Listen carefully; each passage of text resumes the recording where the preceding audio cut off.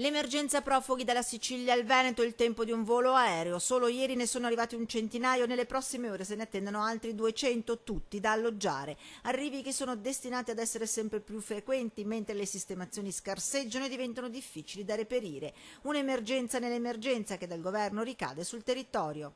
Gli arrivi ormai sono tali e così frequenti che non è possibile soddisfare la richiesta di accoglienza nei diversi centri. Hub, centri profughi temporanei, è la soluzione individuata per dare una prima risposta, possibilmente vicina agli aeroporti. Tra le location individuate nel veneziano, una a Treviso e una sembra essere nel padovano, tramontata invece al momento l'ipotesi di Verona.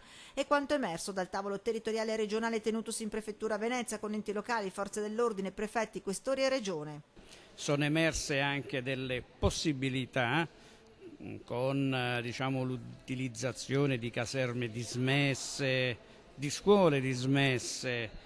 Strutture tutte da verificare, ma l'emergenza è tale per cui si cercano tutte le soluzioni, anche quelle precarie, pur di dare una risposta agli arrivi in regione. Saranno spesso delle aree aperte e siccome abbiamo il favore della stagione, in queste aree magari sistemeremo delle tende, aree che saranno rigorosamente lontane dai centri abitati. Molti no che sono giunti sul tavolo veneziano da parte dei diversi enti locali, per prima Padova, ma non solo. Per quello che riguarda la provincia di Verona e la sensibilità che la provincia di Verona può avere in questo momento è pari a zero. Incassate dal prefetto di Venezia, coordinatore del tavolo, alcune disponibilità, ora si tratta di renderle condivisibili. Ovviamente le soluzioni condivise sono le migliori perché sono le più efficaci e sono quelle che possono anche essere meglio illustrate all'opinione pubblica. Un invito rivolto alla Regione Veneto, presente al tavolo con una sua funzionaria, Regione che a stretto giro rimanda al mittente la proposta. Lo fa lo stesso Presidente della Regione Veneto, Luca Zaia, che già si era detto ieri contrario.